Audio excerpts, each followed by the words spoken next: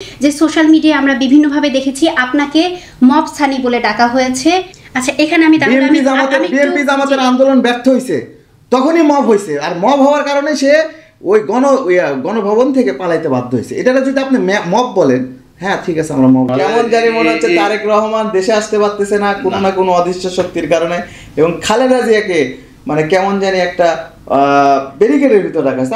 আর আমি BNP office ভাঙবই কেন আর ভাঙতে যাবই কেন? কিন্তু আপনার সম্পর্কে তো এরকম একটা গুঞ্জন উঠেছিল। এটা একটা গুজব ছিল রে ভাই, এটা একটা অসত্য ছিল। আপনি ফুটেজ দেখাতে পারবেন আমি বিএনপির এগেইনস্টে কোনোদিন কোনো কথা বলছি? তাহলে আমার বগুড়ার টাকা নিয়ে যায় ওই যে অনিমেষ আর ওই যে ছাত্রলীগের তানজিল সে দিল্লিতে পাচার করতেছে, বা তারা হাজার হাজার টাকা অট্টালিকা করতেছে। এই জায়গায় প্রশাসন তরুণ প্রজন্মের জন্য এবং তরুণদের জন্য আসলে এনসিপি কি করবে, যেহেতু এটি একটি ছাত্রদেরই সংগঠন, আপনি বলছিলেন ছাত্ররাই।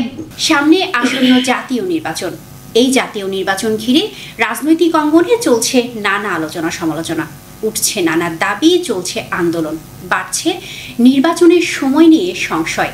এ বিষয় নিয়ে কি ভাবছে বিএনপি ও এনসিপি, এ বিষয়ে আজকে আলোচনা করব।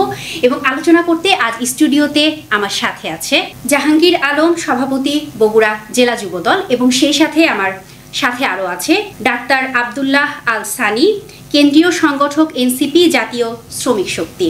আপনাদের দুইজনকেই আমার অসংখ্য ধন্যবাদ আজ স্টুডিওতে আমার সাথে থাকার জন্য। এবং শুরুতে আমি একটু আপনার কাছে জানতে চাচ্ছি, তো এই যে 16 বছর পর আসলে জনগণ এবার ফিরে পেতে চায় ভোটের অধিকার, এবার আসলে কেমন নির্বাচন দেখতে চাচ্ছেন?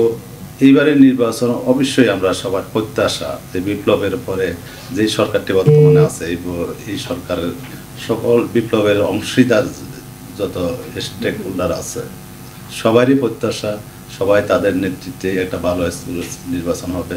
বাংলাদেশের মানুষও চায় একটা ঐক্যবদ্ধ সুন্দর একটা নির্বাচন হবে, উৎসবমুখর পরিবেশে একটা নির্বাচন হবে, যে নির্বাচনের মাধ্যমে আগামী দিনে বাংলাদেশে একটা সুন্দর গ্রহণযোগ্য একটা সরকার প্রতিষ্ঠিত হবে। আমি এখন একটু আপনার কাছে আসতে চাই। যখন সার্জিস আলম বগুড়াতে এলেন, তিনি সংবাদ সম্মেলনে বলেছেন যে এই নির্বাচন কমিশনের ওপর তার কোনো আস্থা নেই। এবং আরেকটি যেটি বিষয় সেটি হচ্ছে যে 5ই আগস্টের পরে বিপ্লব পরবর্তী সময়ে এনসিপির যারা এখন নেতৃত্ব দিচ্ছেন তাদের পছন্দে কিন্তু এই অন্তর্বর্তীকালীন সরকার গঠিত হয়েছে, বা এই যে যিনি আসলে প্রধান উপদেষ্টা আপনারাই তো নিয়ে আসলেন, তাহলে এখন কেন আপনারা এই কথা বলছেন অন্তর্বর্তীকালীন সরকারের উপর, কেন আপনারাই আবার আস্থা রাখতে পারছেন না? ঘটনাটা হচ্ছে যে আপনার একটা জিনিস, যে আমরা এখানে দিল্লির একটা প্রভাবকের ভিতর আছি। বিগত 15 বছর ফ্যাসিস্ট রেজিম রন্দে রন্দে দিল্লির এজেন্টদেরকে এখানে ঢুকাই দিছে।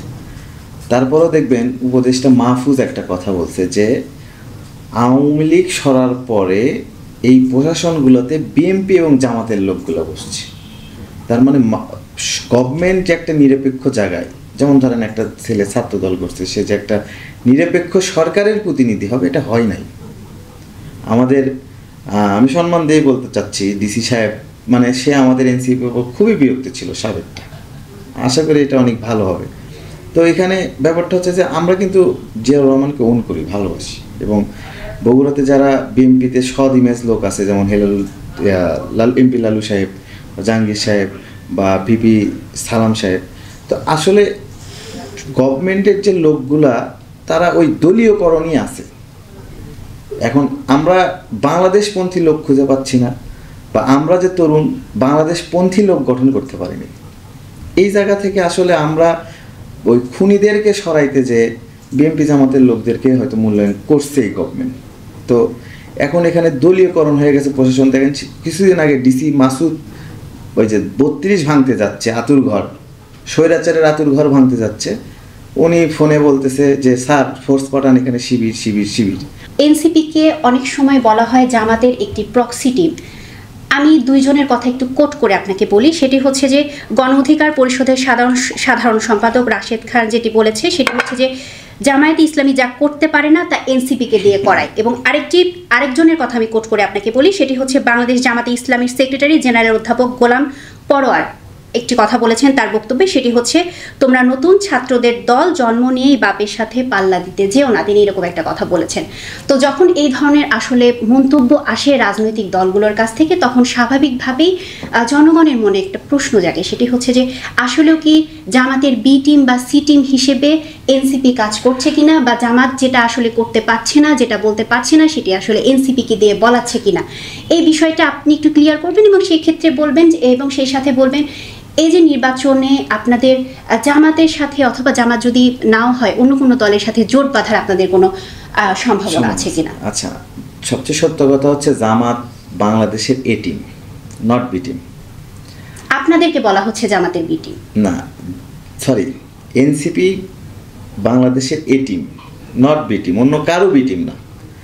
আর রাশেদ বা এই গণ অধিকারের লোকজন বিকাশে এই পাশ থেকে টাকা থাকলে পাইলে ওই পাশে কথা বলে, ওই পাশ থেকে টাকা পাইলে ওই পাশে কথা বলে। আজকে শোনা যাচ্ছে যে জাতীয় পার্টির অফিসে তারা হামলা করতেছে, রওশন এরশাদের গ্রুপের এজেন্ডা বাস্তবায়ন করতেছে। তো এই রকম তাদের ভ্যালুলেস কথাবার্তায় এনসিপি কোনো কিছু মানে যায় আসে না। আর দেখেন, আমরা কিন্তু গণভোটের জায়গায় বিএনপির সাথে আমরা একমত, একই দিনে চাই।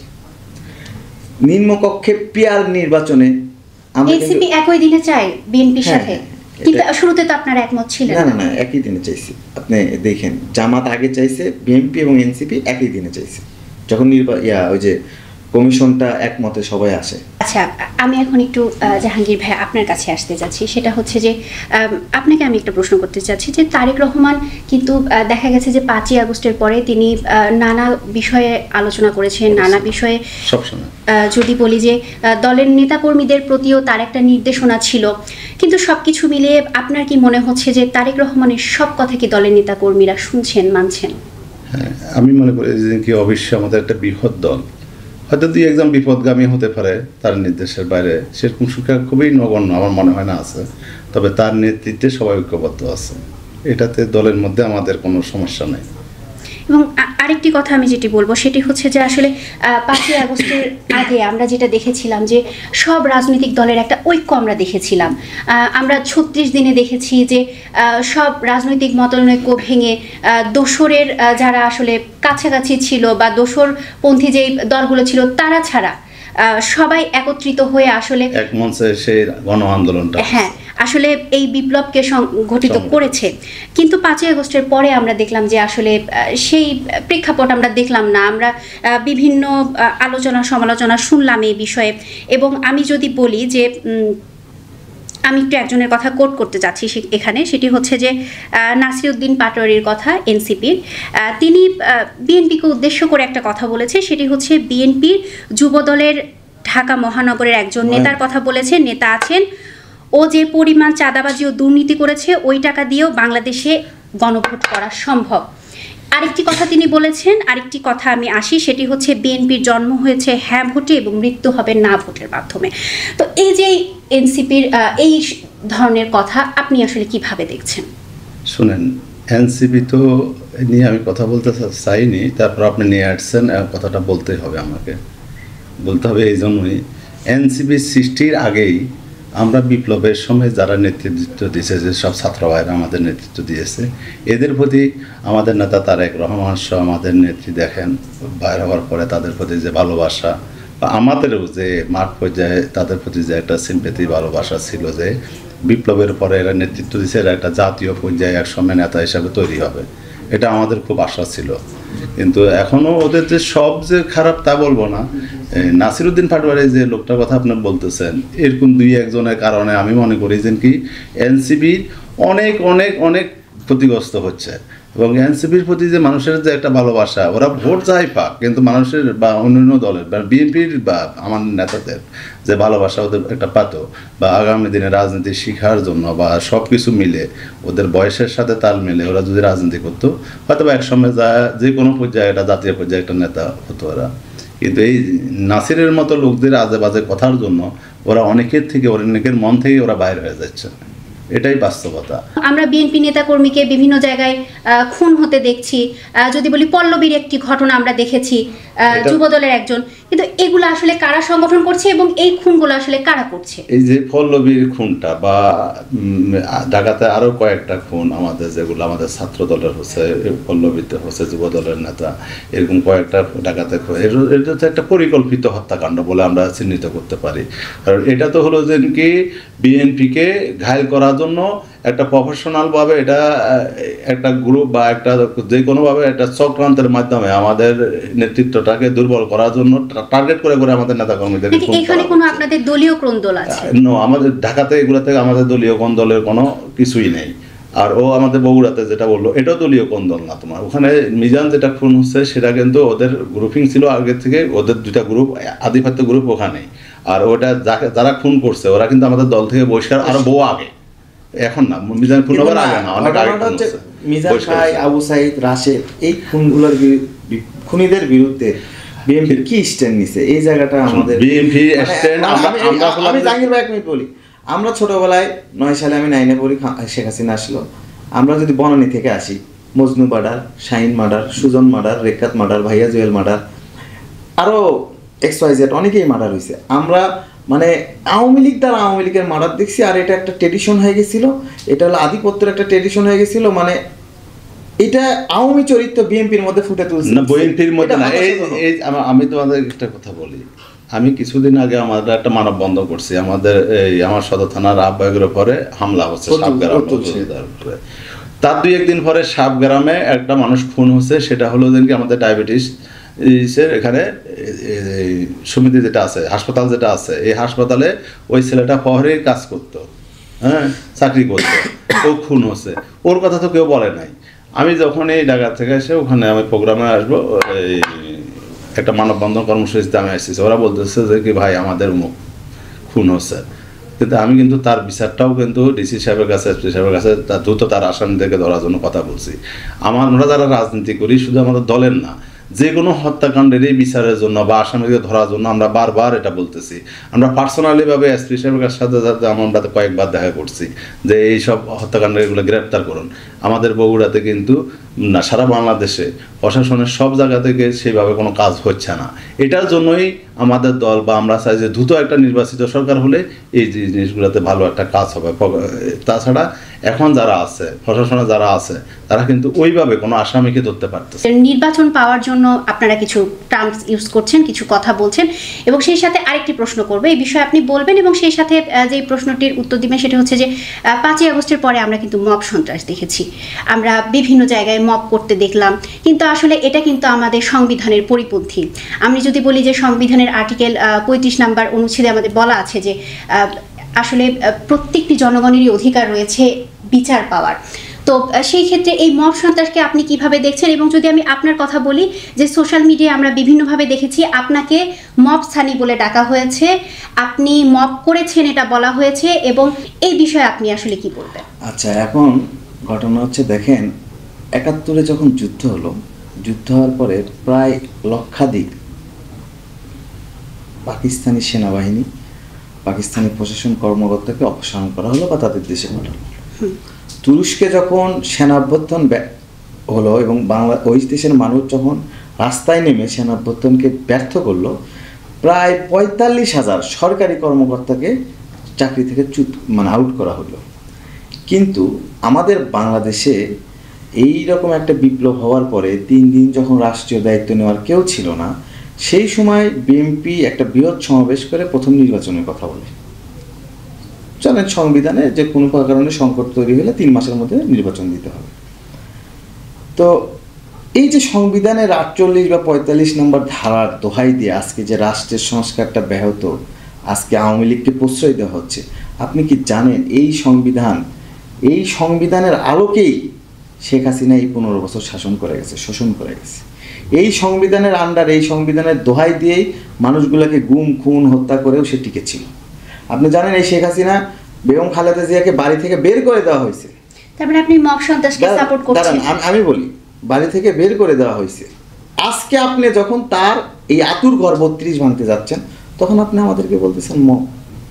আজকে আমি জাহাঙ্গীর ভাই সে নিজেও এটা নিয়ে সে বিরক্ত, সে নিজেও বলবে সাব রেজিস্ট্রি অফিসে যে পরিমাণ বগুড়ার মানুষের টাকা লুটপাট করা হচ্ছে, দুর্নীতি করা হচ্ছে, এটা নিয়ে 4 বার দুদক আমরা কথা বলার পরে সেজন্য কি আপনি সাব রেজিস্ট্রার অফিস ভেঙে ফেলবেন? না, আমি ভেঙে তো ফেলি নাই।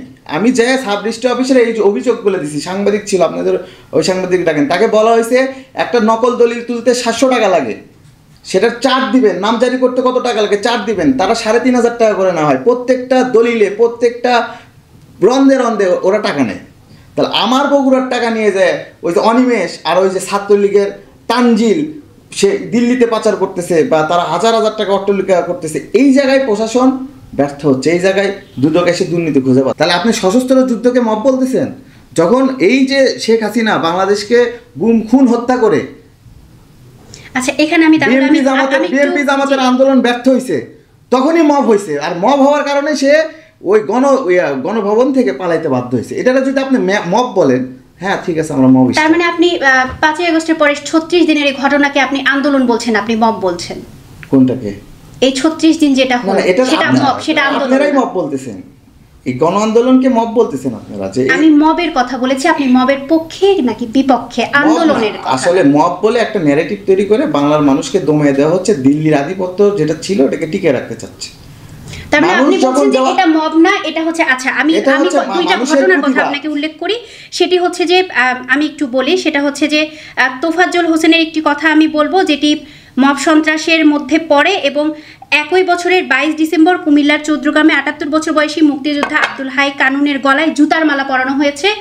এই বিষয়গুলো কি আপনার কি মনে হয় যেটি আন্দোলনের মধ্যে পড়ে? এই যে একটা জায়গায় আসি, আমাদের বাংলাদেশে অসংখ্য মানুষ জুলাই যোদ্ধা পরিচয় দিয়ে নানা রকম অপকর্ম করছে, আমি তার প্রতিবাদ করি।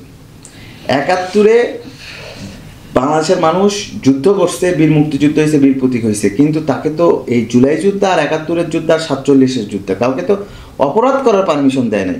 এই মুক্তিযুদ্ধে 15 বছর ওই বিএনপি জামাতের যারা গলায় মালা পরে দিচ্ছে, আমি মনে করি বিএনপির নেতা, তারা বহিষ্কার করেছে, তাদেরকে যে পরিমাণ অত্যাচার করছে, তাদেরকে যে পরিমাণ মামলা দেওয়া হয়েছে, তাদেরকে যে পরিমাণ শোষণ করা হয়েছে। আপনাকে যে সোশ্যাল মিডিয়ায় বলা হয় মব সানি, এই বিষয়ে কি বলবেন? মব সন্ত্রাস হচ্ছে যে মব সানি আমাকে বলা হয় এই কারণে, তখন এই আওয়ামী লীগ অফিস বগুড়ার মতো একটা ঘাঁটি, যেটা হলো বিএনপির ঘাঁটি, সেখানে যদি আওয়ামী লীগ অফিস অক্ষত থাকে, এটা নিয়ে আমাকে অনেক দল থেকে ফোন দেওয়া হয়েছে। আমি সবাইকে বলছি আমি এটা পারবো না, আমি ব্যস্ত। তখন এই কিছু আপনাদের নাই, না আপনাদের নাই, দুষ্ট ছেলেবেলে ফোন দিয়ে ডাইকা, মনে করেন প্রথমে হাসিনার নাম ফলকটা আমরা কোটে ভাঙ্গি, পরবর্তীতে একটা সময় উত্তেজিত হবে। বিভিন্ন দল থেকে আপনাকে ফোন, দলের নামগুলো বলা যাবে? বিএনপি জামাত না, আচ্ছা অন্য দল, তাহলে কি বাসদ? জাসদ হোক, বাসদ হোক, মৈত্রী হোক, যাই হোক, ঠিক এনাদার পার্টি, বামপন্থীরা এগুলো করে না, ধরেন অন্য যে কোনো দল। তো ব্যাপারটা হচ্ছে যে পরবর্তীতে এই রাগের মাথায় আওয়ামী লীগ অফিসটা ভাঙা হয়েছে।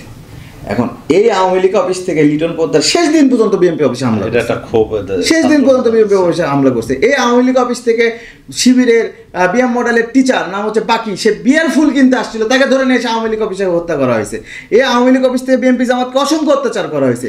সেই জায়গায় বিএনপি অফিস ভাঙার কথা যেটি বলছেন আপনি, কিন্তু সেটা তো আমরা কয়েকদিন আগে বিভিন্ন আলোচনা শুনেছি যে সেখানে আপনি নেতৃত্বে ছিলেন। সে তখন ঢাকায় ছিলাম, আর আমি বিএনপি অফিস ভাঙবই কেন আর ভাঙতে যাবই কেন? কিন্তু আপনার সম্পর্কে তো এরকম একটা গুঞ্জন উঠেছিল। এটা একটা গুজব ছিল রে ভাই, এটা একটা অসত্য ছিল। আপনি ফুটেজ দেখাতে পারবেন আমি বিএনপির এগেনস্টে কোনোদিন কোনো কথা বলছি বা বিএনপির অফিস নিয়ে আমি কোনো কথা বলছি?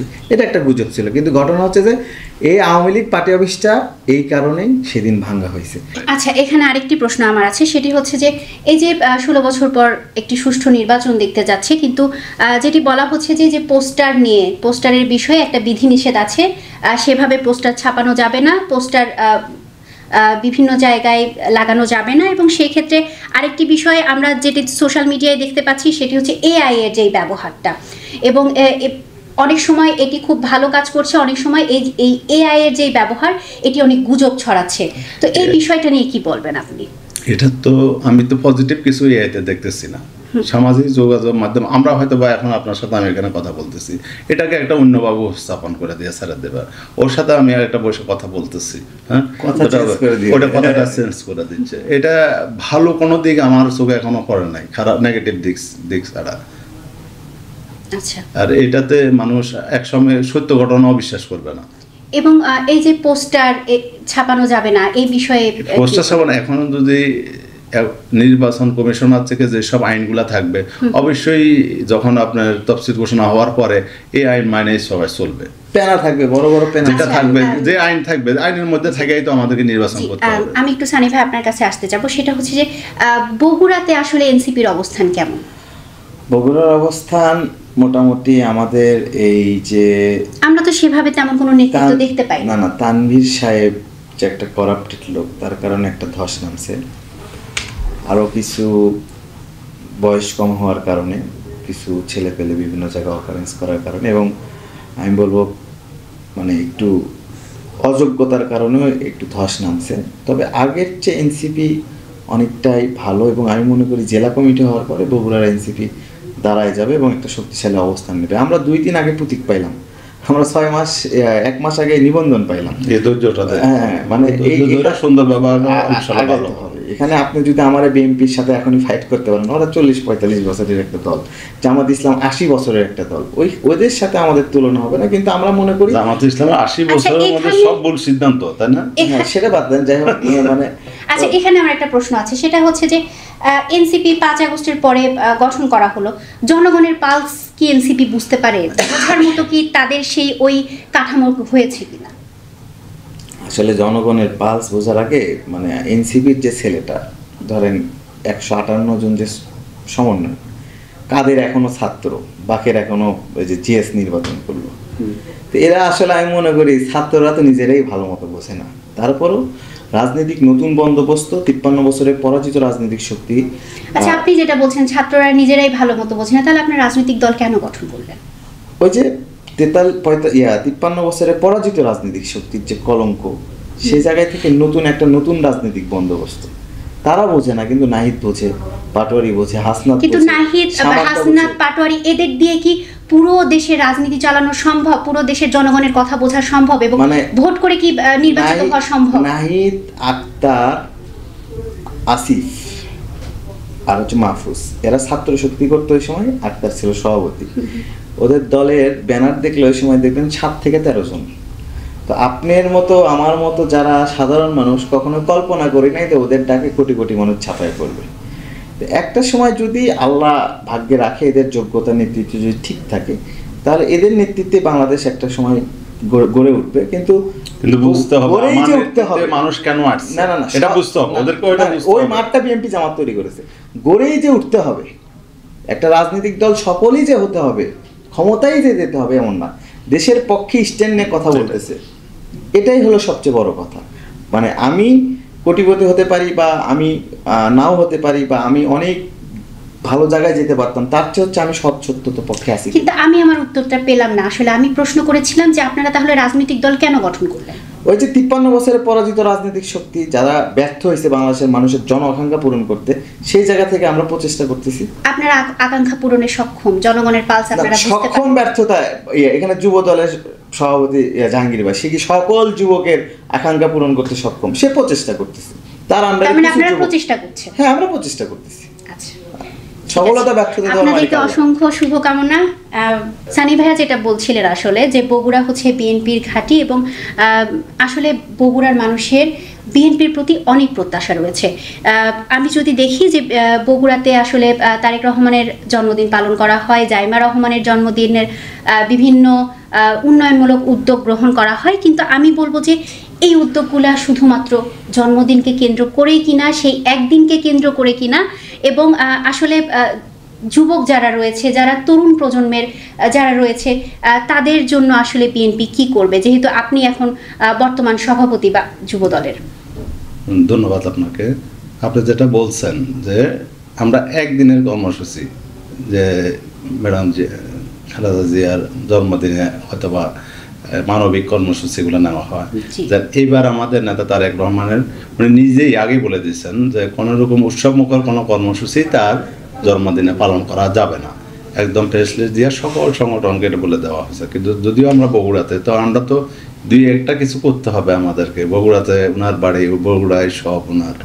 তো সেই ক্ষেত্রে আমরা এখন চিন্তা করলাম যে উনি যে সবসময় যে কর্মসূচিগুলো উনি গোপনে করেন, তারেক রহমান কিন্তু আমি তার দেখার শুরু থেকে জানি যে উনি গোপনে মানুষের সাহায্যে সবসময় এগিয়ে যান।